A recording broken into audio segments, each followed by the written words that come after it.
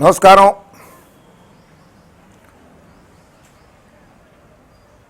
భారతదేశ అత్యున్నత న్యాయస్థానం సుప్రీంకోర్టు అన్నా, గౌరవ హైకోర్టులన్నా, న్యాయమూర్తులన్నా నాకు చాలా గౌరవం. అదేవిధంగా చంద్రబాబు నాయుడు గారన్నా, నిమ్మగడ్డ రమేష్ కుమార్ గారన్నా చాలా చాలా అభిమానం నాకు.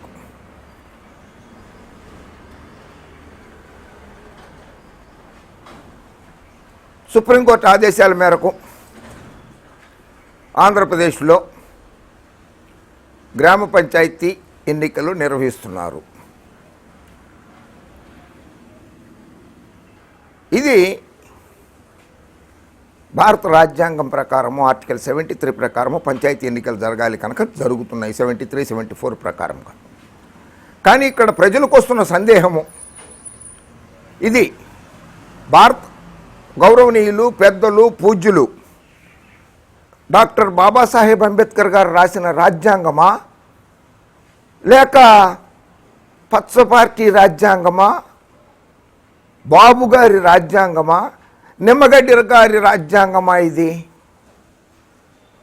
ఏ రాజ్యాంగం ప్రకారంగా ఎన్నికలు జరుగుతున్నాయో అర్థం కాని పరిస్థితి, గందరగోళ పరిస్థితి ఏర్పడింది.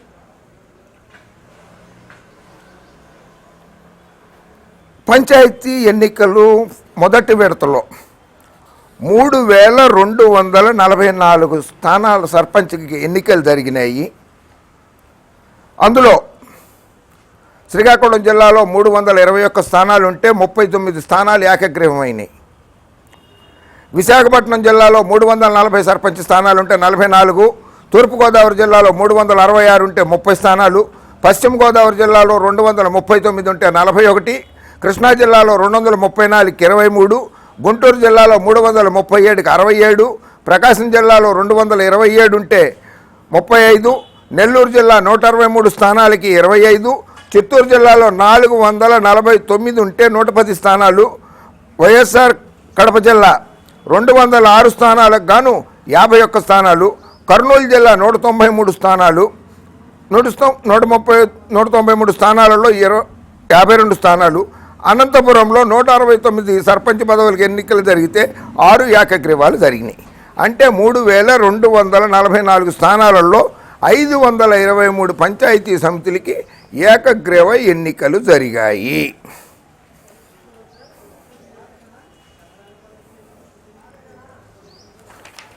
ఇది లిస్ట్.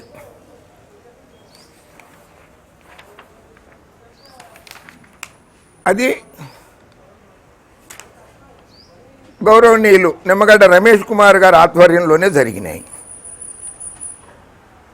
ఎన్నికల నోటిఫికేషన్ వచ్చిన తర్వాత ఆయన చిత్తూరు, గుంటూరు జిల్లా కలెక్టర్లను మార్చారు.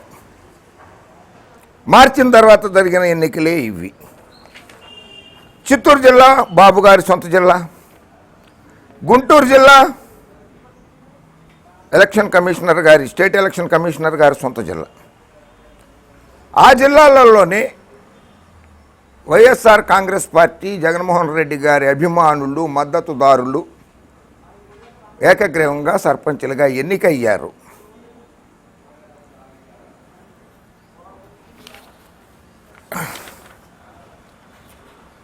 AP state election commission, Vijayawada, press note, date 5/2/2021.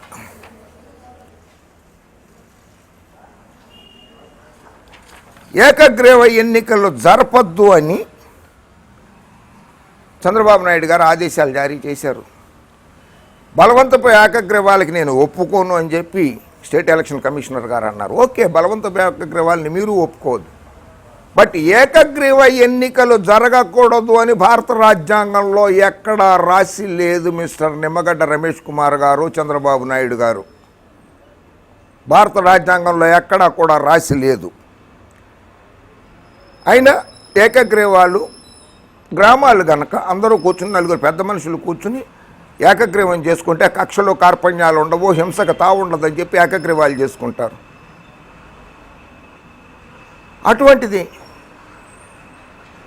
అట్లాంటి ఏకగ్రీవాలను కూడా మీరు ప్రోత్సహించదలుచుకోలేదు. అంటే గ్రామాలలో కక్షలు కార్పణ్యాలు, హింసాత్మక వాతావరణాన్ని నెలకొల్పుదామనుకుంటున్నారా? సరే, 5/2/2021 నాడు మీరు ఒక లెటర్ రాశారు. Pending examination of the reports both the collectors of Chittoor and Guntur are directed not to go ahead with the declaration of unanimous results and put them on hold till the commission gives its clearance. The collectors of Chittoor and Guntur shall send detailed reports and only on examination of which the commission shall take further course of action. The commission also intends to take action in case of any failures with regard to any functionary in this regard as per these reports. బాబు గారు,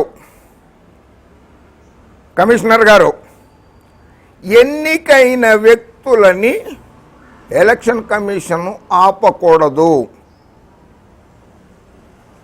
ఎన్నికైన అభ్యర్థులని ఎన్నికని ప్రకటించకూడదు అనేది ఏ రాజ్యాంగంలో రాసింది? వాళ్ళ ఎన్నిక చెల్లుతుందా చెల్లదా అనేది high court సుప్రీంకోర్టులు చూస్తాయి. హైకోర్టు సుప్రీంకోర్టుకి అధికారం ఉన్నదా? వాళ్ళ ఎన్నిక చెల్లుతుందా చెల్లదా అని చెప్పి అధికారం వాళ్ళకే ఉంది.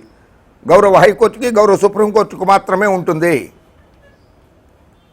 వాళ్ళ ఎన్నిక చెల్లుతుందా చెల్లదా అని చెప్పి నువ్వే చెప్తానంటే మీరు రాసుకున్న రాజ్యాంగం ఇదేమన్నా? భారత రాజ్యాంగం అనేది ఒకటి ఉంది. అయినా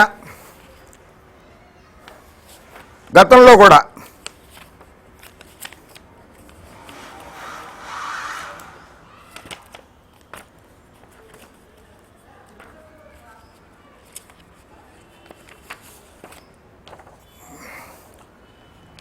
పెద్దలు కాసు బ్రహ్మానందరెడ్డి గారు ముఖ్యమంత్రిగా ఉండగా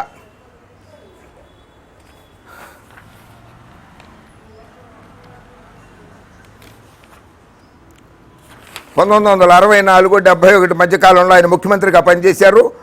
కాసు బ్రహ్మానందరెడ్డి గారి హయాంలో కూడా ఏకగ్రీవ ఎన్నికలు జరిగితే గ్రాంట్లు 3,000 పైన జనాభా గల గ్రామాలకు 5,000 రూపాయలు, చిన్నపల్లెలకు 2,500 రూపాయలు అని ప్రకటించారు ప్రభుత్వం. రాష్ట్ర ప్రభుత్వం ప్రకటించింది.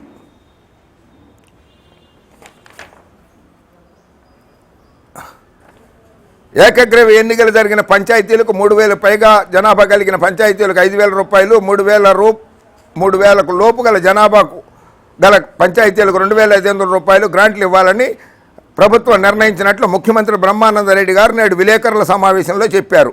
ఏకగ్రీవ ఎన్నికలను ప్రోత్సహించడానికి ఒక ఉపయోగకరమైన కార్యానికి మొత్తాన్ని వినియోగించడంతో పంచాయతీలకు తోడ్పడడానికి ఈ గ్రాంట్లను ఇస్తున్నట్లు ఆయన చెప్పారు. 14,000 పంచాయతీలలో జరగబోయే ఎన్నికల్లో 15 నుండి 20% పంచాయతీలలో ఏకగ్రీవ ఎన్నికలు జరగగలవని భావిస్తున్నట్లు ముఖ్యమంత్రి చెప్పారు. బ్రహ్మానందరెడ్డి గారు అంటే ఎప్పుడో 1964 నుంచి 65 నుంచి కూడా ఈ గ్రాంట్లు ఇవ్వడము, ఏకగ్రీవాన్ని ప్రోత్సహించడం జరుగుతోంది.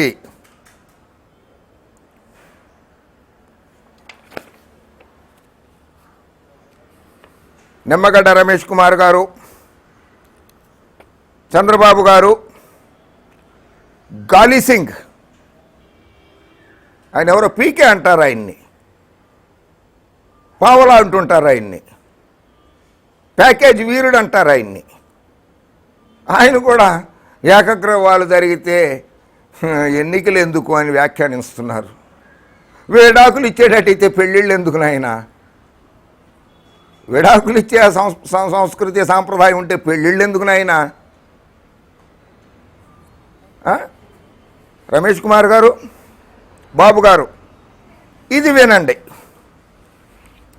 భారతదేశ రాష్ట్రపతి గారి భవనం ఇది, రాష్ట్రపతి గారి నిలయం. భారతదేశానికి రాష్ట్రపతి గారు ఉంటారు కదా, ఆయన కాన్స్టిట్యూషన్ ఆఫ్ ఇండియా రాజ్యాంగంలోని article 52 there shall be a president of India. Article 53 part 5 of the constitution under chapter 1 lists out of the qualification, election and impeachment of the president of India.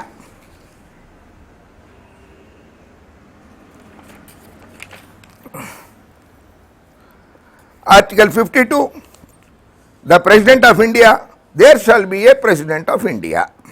ఒక రాష్ట్రపతి గారు ఉంటారు.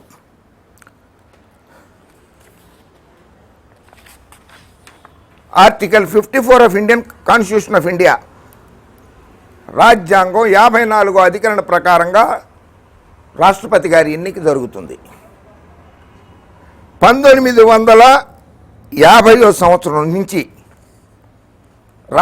మొట్టమొదటి రాష్ట్రపతి భారతదేశానికి బాబు రాజేంద్ర ప్రసాద్ గారు ఏకగ్రీవంగా ఎన్నికయ్యారు. రాష్ట్రపతిగా ఏకగ్రీవంగా మొట్టమొదటిసారి ఎన్నికైనది బాబు జగజ్జీవన్ రామ్ గారు. బాబాసాహెబ్ అంబేద్కర్ గారు రాసిన రాజ్యాంగం ప్రకారం. అదే మీరు గనక పదవుల్లో ఉండి ఉంటే ఆయన ఎన్నిక ఏకగ్రీవం చెల్లదు, రాష్ట్రపతి ఎన్నిక అని చెప్పి ఉండేవారా? రాష్ట్రపతి ఎన్నికే ఏకగ్రీవంగా జరుగుతోంది. ఆయన తరువాత article 54 the president shall be elected by the members of an electoral college consisting of the elected members of the both houses of parliament, the elected members of the legislative assemblies of the states. In this article and in the article 55, state includes the national capital territory of Delhi and the union territory of Pondicherry. Lok Sabha సభ్యులు, రాజ్యసభ సభ్యులు, శాసనసభ్యులు, శాసన మండలి సభ్యులు ఎన్నికల్లో ఓట్లు వేస్తే రాష్ట్రపతి గారు ఎన్నికవుతారు. ఆయన కూడా ఏకగ్రీవంగా ఎన్నికయ్యారు బాబు రాజేంద్ర ప్రసాద్ గారు. ఆయన జనవరి 24, 1950 నుంచి 2 సార్లు రాష్ట్రపతిగా అయ్యారు. 2 సార్లు ఏకగ్రీవ ఎన్నికే. ఆయన రాష్ట్రపతిగా ఉన్న కాలంలో దేశ ప్రధానమంత్రులుగా పండిత్ జవహర్లాల్ నెహ్రూ గారు, గుల్జారీలాల్ నందా గారు, జై జవాన్ జై కిసాన్ నినాద ప్రదాత లాల్ బహదూర్ శాస్త్రి గారు, గరీబీ హఠావో నినాద ప్రదాత శ్రీమతి ఇందిరాగాంధీ గారు, 4 ప్రధానమంత్రులు పనిచేశారు ఆయన రాష్ట్రపతిగా ఉన్నప్పుడు. ఆ 4 ప్రధానమంత్రులు కూడా ఏకగ్రీవంగానే ఎన్నికయ్యారు సార్. ఏకగ్రీవంగా ఎన్నికైన రాష్ట్రపతి గారి దగ్గర 4 ప్రధానులు కూడా ఏకగ్రీవంగానే ఎన్నికయ్యారు. వాళ్ళ ఎన్నిక కూడా చెల్లదంటారు మీరు గనక అక్కడ ఎన్నికల సంఘం అధికారిగా ఉండుంటే. అవ్వా. ఆ తర్వాత సర్వేపల్లి రాధాకృష్ణన్ గారు, తెలుగు రాష్ట్రానికి సంబంధించిన ఆయన 13 మే 1962 నుంచి 13 మే 1967 వరకు రాష్ట్రపతిగా ఉన్నారు. అంతకుముందు ఆయన ఉపరాష్ట్రపతిగా ఉన్నారు. ఉపరాష్ట్రపతి పదవికి కూడా ఎన్నికలు లేకుండా ఏకగ్రీవంగానే ఎన్నికవుతున్నారు. అంటే రాష్ట్రపతి constitutional authority of India, constitution of ఇండియాకి హెడ్గా ఉన్నటువంటి రాష్ట్రపతి గారు, ఉపరాష్ట్రపతి గారు కూడా ఏకగ్రీవంగానే ఎన్నిక జరిగింది. సర్వేపల్లి రాధాకృష్ణన్ గారు ఉపరాష్ట్రపతిగా ఏకగ్రీవంగా ఎన్నికయ్యారు. ఆ తర్వాత తెలుగు రాష్ట్రానికే చెందిన హైదరాబాద్కి చెందినటువంటి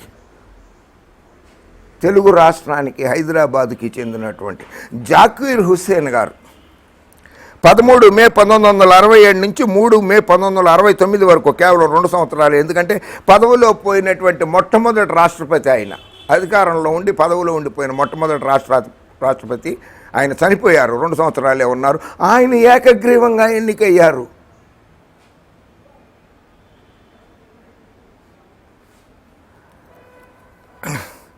అందులో ఫస్ట్ ముస్లిం ఈ దేశానికి దేశాధ్యక్షుడిగా కాంగ్రెస్ వారి హయాంలోనే ఆయన మొట్టమొదటి రాష్ట్రపతి కూడా పదవిలో ఉండి చనిపోయింది. ఆయన చనిపోయిన తర్వాత హిదయతుల్లా గారు కొద్ది కాలం పాటు తాత్కాలిక రాష్ట్రపతిగా విధులు నిర్వహించారు. తర్వాత 1969లోనే వివి గిరి గారు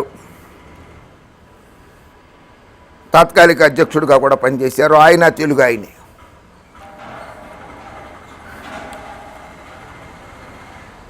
ఫక్రుద్దీన్ అలీ అహ్మద్ గారు ఆయన కూడా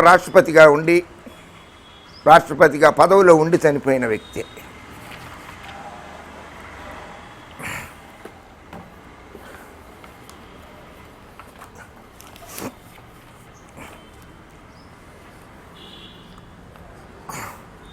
Constitution of India, Article 63, the Vice President of India, there shall be a Vice President of India. Article 66, the Constitution of India, Election of Vice President. The Vice President shall be elected by the members of an electoral college consisting of the members of the both houses of Parliament in accordance with the system of proportional representation by means of the single transferable vote, and the voting at such election shall be by a secret ballot. By a secret ballot. రాజ్యాంగంలోని article 66 ప్రకారంగా ఉపరాష్ట్రపతి ఎన్నిక కూడా జరుగుతుంది. భారతదేశంలో ఇప్పటి వరకు జరిగిన ఉపరాష్ట్రపతి ఎన్నికలు చాలా మటుకు 95% ఏకగ్రీవంగానే జరిగినాయి.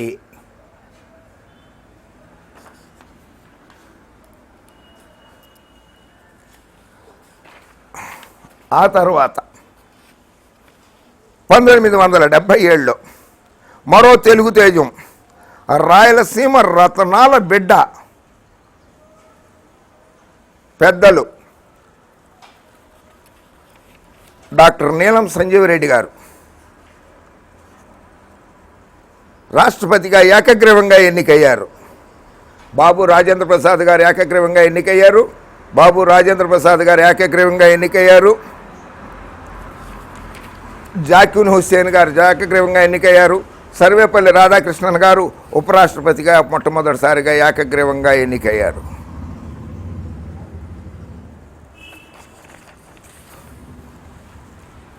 భారత రాజ్యాంగం అమల్లోకి వచ్చిన తర్వాత 16 మంది ఈ దేశానికి ప్రధానమంత్రులు అయితే ఒక్కరన్నా కానీ ఎన్నికల్లో ప్రధానమంత్రికి ఎన్నిక ఎక్కడ జరగాలి? బాబు గారు, రమేష్ కుమార్ గారు, లోక్సభలో హౌస్లో జరగాలి. 489 మంది సభ్యులు ఉన్నటువంటి లోక్సభలో 1951లో ప్రధానమంత్రిగా ఏకగ్రీవంగా జవహర్లాల్ నెహ్రూ గారు ఎన్నికవడం మొదలైనప్పటి నుంచి ఈ రోజు దాకా కూడా లోక్సభలో సభ్యుల చేత ప్రధానమంత్రిగా ఎన్నిక కాపాడ్డ వ్యక్తి ఒక్కరన్నా ఉన్నారా? ఏ పార్టీ, బీజేపీ పార్టీ కావచ్చు, చరణ్ సింగ్ గారు కావచ్చు, చంద్రశేఖర్ గారు కావచ్చు, ఇందిరాగాంధీ, రాజీవ్ గాంధీ, విపి సింగ్ గారు, చౌదరి చరణ్ సింగ్ గారు, ప్రస్తుత ప్రధాని నరేంద్ర మోడీ గారు, మన్మోహన్ సింగ్ గారు, డాక్టర్ మన్మోహన్ సింగ్ గారు, అందరూ కూడా ఏకగ్రీవంగా ఎన్నికైనటువంటి ప్రధానమంత్రులే కదా. మీరు ఎన్నికల కమిషనర్గా ఉండుంటే వాళ్ళ ఎన్నికలను కూడా రద్దు చేసి ఉండేవాళ్ళ? ఏకగ్రీవ ఎన్నికలు రద్దు అంటూ. అరే రే రే రే రే రే ఇంకో విషయం, బాబు గారు, రమేష్ కుమార్ గారు, this is parliament of India. ఈ పార్లమెంట్కి కాన్స్టిట్యూషన్ ఆఫ్ ఇండియా ఆర్టికల్ 93 ఆ పార్లమెంటు సభ్యులుగా లోక్సభకి, రాజ్యసభకి ఎలక్షన్స్ అవుతారు. మొట్టమొదటి లోక్సభలో 489 మంది ఉన్నారు. ప్రస్తుత లోక్సభలో 544 ఉన్నారు. స్వాతంత్రం వచ్చినప్పటి నుంచి ప్రస్తుత లోక్సభలో ఉన్నటువంటి సభ్యుల వరకు 44 లోక్సభ సభ్యులు ఏకగ్రీవంగా ఎన్నికయ్యారు. 44.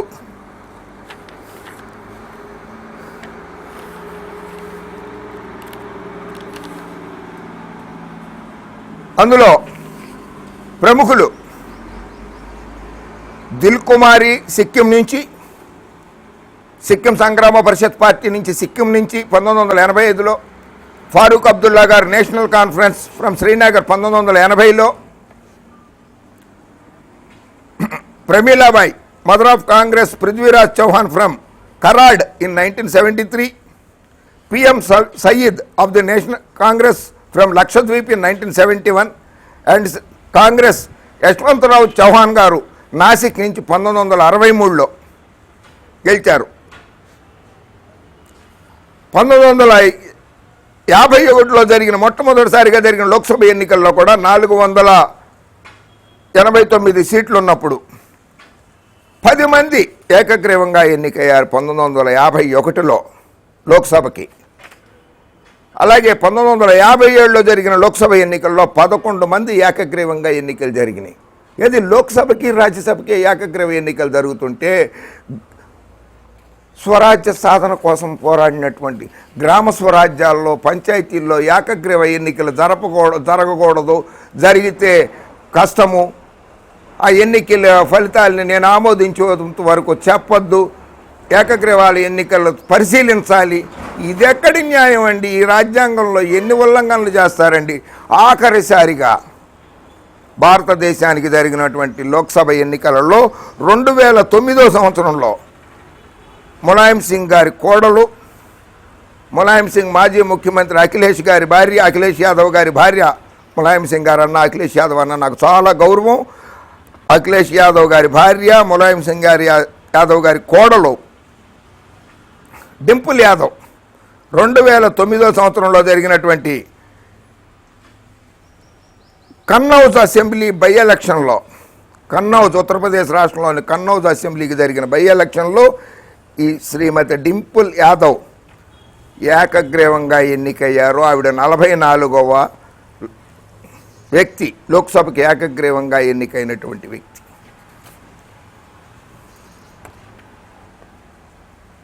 రమేష్ కుమార్ గారు, బాబు గారు, లోక్సభ స్పీకర్ సాక్షాత్తు రాజ్యాంగబద్ధమైనటువంటి పదవేది లోక్సభ స్పీకర్. లోక్సభ స్పీకర్ను కూడా లోక్సభలో ఉన్నటువంటి అన్ని పార్టీల సభ్యులు ఎంతమంది ఉన్నారో పార్టీలతో నిమిత్తం లేకుండా 544 సభ్యులు కలిసి ఎన్నుకోవాలి. అలా జరగట్లేదు కదా.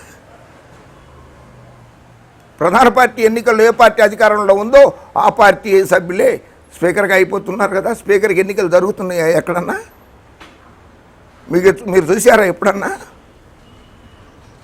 చూడలేదు కదా.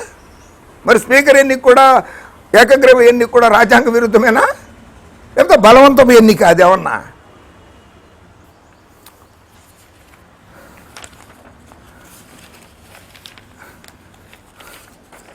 రాజ్యాంగంలోని ఆర్టికల్ 93 ప్రకారంగా, కాన్స్టిట్యూషన్ ఆఫ్ ఇండియా భారత రాజ్యాంగం ఆర్టికల్ 93 అధికరణ 93 ప్రకారంగా the speaker and deputy speaker of the house of the people, the house of the people shall as soon as may be choose 2 members of the house to be respectively speaker and deputy speaker thereof, and so often as the office of speaker or deputy speaker become vacant, the house shall choose another member to be speaker or deputy speaker as the case may be.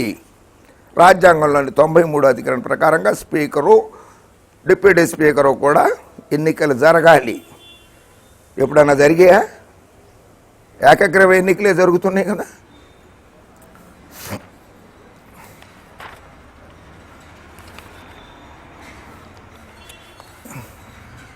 ఈ app చేశారు కదా నిఘా, పంచాయతీ ఎన్నికల మీద నిఘా పెట్టడానికి. ఏ రాజ్యాంగం ప్రకారంగా చేశారు? బాబు గారి రాజ్యాంగం ప్రకారమా? పచ్చ పార్టీ రాజ్యాంగం ప్రకారమా? పచ్చ మీడియా రాజ్యాంగం ప్రకారమా? ఏ రాజ్యాంగం ప్రకారంగా ఆ యాప్ను తయారు చేయించారు మీరు? ఎవరికి టెండర్ ఇచ్చారు? గవర్నమెంట్ ఆఫ్ ఇండియా వాళ్ళది నేషనల్ ఇన్ఫర్మేటిక్ సెంటర్ అని ఒకటి ఉంటుంది, రాష్ట్ర ప్రభుత్వంది ఆంధ్రప్రదేశ్ టెక్నాలజీ సర్వీసెస్ అని ఉన్నది. రాష్ట్ర ప్రభుత్వం మీద మీకు నమ్మకం లేదు కదా. జగన్మోహన్ రెడ్డి గారి మీద నమ్మకం లేదు, ఏజీ గారి మీద నమ్మకం లేదు, అడ్వకేట్ జనరల్ గారి మీద నమ్మకం లేదు, ఆంధ్రప్రదేశ్ గవర్నర్ గారి మీద గౌరవం లేదు. మీకు ఇక్కడ లేకపోతే ఆంధ్రప్రదేశ్ టెక్నాలజీ సర్వీసెస్ వారి దగ్గర నుంచి నమ్మకం, లేకపోతే ఎన్ఐసి దగ్గర నుంచి చేయించుకోవాల్సింది. ఎవరికి చెప్పా పెట్టకుండా, ఎవరికి తెలియకుండా టెండర్ ఎవరికి ఇచ్చారు? టెండర్ ఎప్పుడు పిలిచారు? ఎవరిని పిలిచారు? ఎంత ఖర్చు అయింది దానికి? దాంట్లో ఏమేమి ఫీచర్స్ ఉన్నాయి తెలుసుకోవాల్సిన బాధ్యత, హక్కు ఆంధ్రప్రదేశ్ ప్రజలకి, పౌరులకి, ఓటర్లకి అందరికీ ఉంది. విశేషాధికారాలు నాకున్నాయి, విశేషాధికారాలు నాకున్నాయి. ఏం అధికారాలు ఉన్నాయి? గవర్నమెంట్ ఎంప్లాయీస్ని తిడతావు, సెన్సూర్ చేస్తానంటావు, ఉద్యోగంలోంచి తీయించేస్తానంటావు. ఎవరు? బ్రాహ్మణ అధికారులు, బ్రాహ్మణ ఐఏఎస్ అధికారులు గోపాలకృష్ణ ద్వివేది, గిరిజాశంకర్, ప్రవీణ్ ప్రకాష్, ఐఏఎస్ అధికారులు భరతగుప్తా, ఐపీఎస్ అధికారి రమేష్ రెడ్డిలపై చర్యలు తీసుకున్నావు. అలాగే special deputy collector Vishweshwara Naidu సొంత సామాజిక వర్గానికి చెందిన నిన్ను సెన్సూర్ చేస్తా అని చెప్పి పేరు తెలిసి సామాజిక వర్గం తెలియగానే అయ్యయ్యో అని వదిలిపెట్టేస్తారా సార్?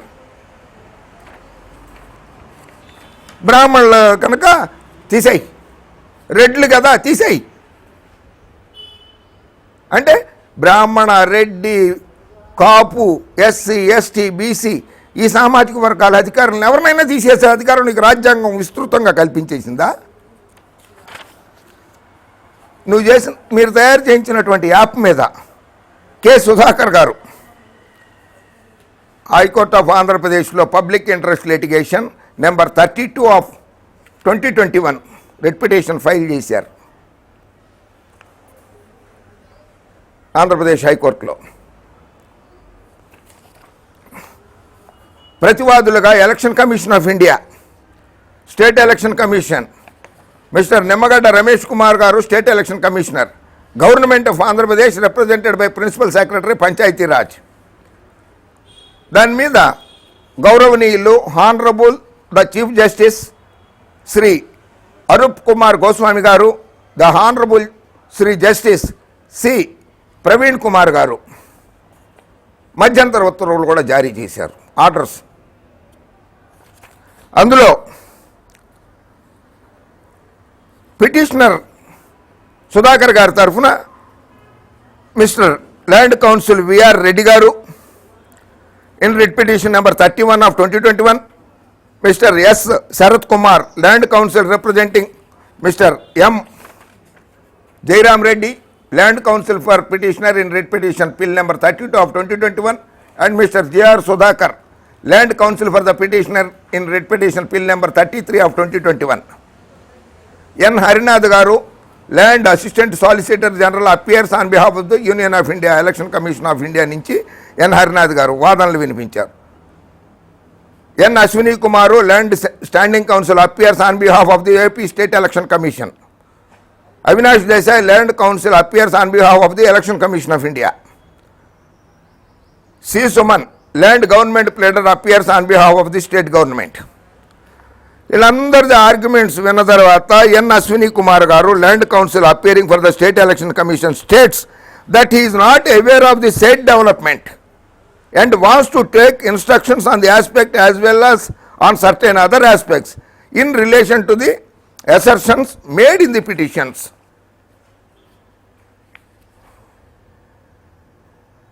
నేను వివరాలు తెప్పించుకోవాలి, అక్కడ జరిగిన పరిణామాలు కొన్ని నాకు తెలియవు అని చెప్పి అన్న అశ్విని కుమార్ గారు కోర్టులో ఒప్పుకున్నారు.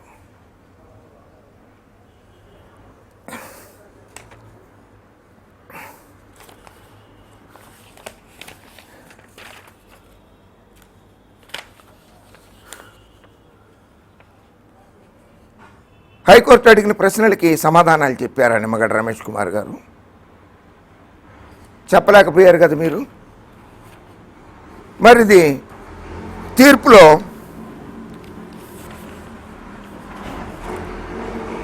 మూడో తారీఖు నాడు మీరు ఆ యాప్ని లాంచ్ చేస్తారు, సెక్యూరిటీ ఆడిట్ సర్టిఫికెట్ లేకుండా లాంచ్ చేశారు. ఇది ఎన్ని అనుమానాలకు తావిస్తోంది? తెలుగుదేశం పార్టీ ఆఫీసులో తయారు చేయించారా? పచ్చ మీడియా ఆఫీసుల్లో తయారు చేయించారా? ఎక్కడ తయారు చేయించారా యాప్ని? ప్రజల్లో చాలా అనుమానాలు ఉన్నాయి. అంత అత్యవసరంగా ఎవరికీ తెలియకుండా తయారు చేయించాల్సిన, పారదర్శకంగా లేకుండా చేయించాల్సిన అవసరం ఏంటి? 4వ తారీఖు నాడు 3వ తారీఖు నాడు లాంచ్ చేసేసి దాన్ని యాప్ని 4వ తారీఖు నాడు మీరు లెటర్ రాస్తారా? ఏమని? The state election commission had written a letter to the managing director Andhra Pradesh technology services which is stated to be the nodal agency for certifying the application website in respect of cyber security requesting issuance of security audit certificate for hosting the e watch application in the Andhra Pradesh state data centre server. So submitted that the process of certification normally takes about 5 days at the first instance. Launch చేసేసిన తర్వాత సర్టిఫికేట్కి apply చేయటం ఏంటి sir? ఇది ఏ రాజ్యాంగంలో రాసింది నిమ్మగడ్డ రమేష్ కుమార్ గారు? బాబు రాష్ట్ర ప్రజలకి చెప్పండి బాబు. మీకు రాజకీయ కోరికలుండి లోక్సభ సభ్యుడిగానో, రాజ్యసభ సభ్యుడిగానో, శాసనసభ్యుడిగానో, శాసనమండలి సభ్యుడిగానో ఉండాలి అని అనుకుంటే పచ్చ పార్టీలో చేరిపోండి, తప్పులేదు, ఎవరు అభ్యంతరం పెట్టరు. కానీ ఎన్నికల కమిషనర్గా విధులు నిర్వహిస్తూ మాత్రం ఒక పార్టీకి కొమ్ము కాయకూడదండి.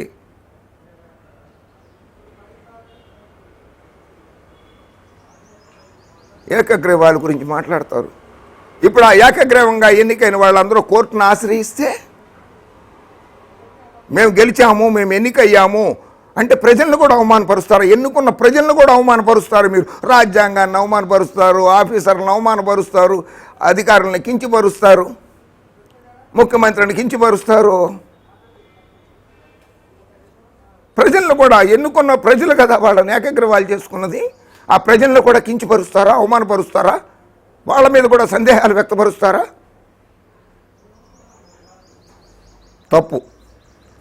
ఇది రాజ్యాంగ విరుద్ధం. ఎన్ని నిమిషాలైంది? చాలు ఉండు. ఆ తీర్పులో గౌరవ Andhra Pradesh high court considering the matter in its entirety, we deem it appropriate to take up these petitions on 9/2/2021 for further consideration, list accordingly. Till then, e-watch mobile applications shall not be given effect to by the State Election Commission. మీరు ఆ ఈ-వాచ్ app ఏదైతే తయారు చేయించారో అది ఎక్కడ తయారైందో కూడా రాష్ట్ర ప్రజలకి ఈ లోపు చెప్పండి. 9వ తారీఖు కోర్టులో పిటిషన్ వస్తుంది హైకోర్టులో. అప్పటిదాకా మీరు ఆ ఈ-వాచ్ యాప్ని వాడకూడదు అని చెప్పి హైకోర్టు ఉత్తర్వులు జారీ చేసింది కదా. కొన్ని కనీసం ఈలోపైనా సరే మీరు తయారు చేయించిన ఈ-వాచ్ యాప్ ఎక్కడ తయారైందో రాష్ట్ర ప్రజలకి చెప్పండి సార్. పారదర్శకంగా ఉండండి సార్. యువకుడు వైఎస్ జగన్మోహన్ రెడ్డి గారు ముఖ్యమంత్రి అయ్యారు. తగిన సలహాలు ఇవ్వండి సార్, సూచనలు ఇవ్వండి బాబు గారు, మంచి సలహా ఇవ్వండి బాబు గారు, మంచి సలహాలు ఇవ్వండి రమేష్ కుమార్ గారు. మీరు అనుభవజ్ఞులు, ఆర్థిక శాఖ కార్యదర్శి, కమిషనరు, ఎన్నో పదవులు నిర్వహించారు. గవర్నర్ గారి దగ్గర కార్యదర్శిగా కూడా పనిచేశారు. యువకుడు వైఎస్ జగన్మోహన్ రెడ్డి గారికి మంచి సలహాలు ఇచ్చి రాష్ట్ర ప్రజలకి మంచి పథకాలు అమలయ్యేలాగా, రాష్ట్రం అభివృద్ధి చెందేలాగా మంచి సలహాలు ఇచ్చి మంచి పేరు తెచ్చుకోవాల్సిందిగా విజ్ఞప్తి చేస్తూ ప్రార్థిస్తూ మీ తిప్పరాజు రమేష్ బాబు, జర్నలిస్ట్, హైదరాబాద్. జై హింద్.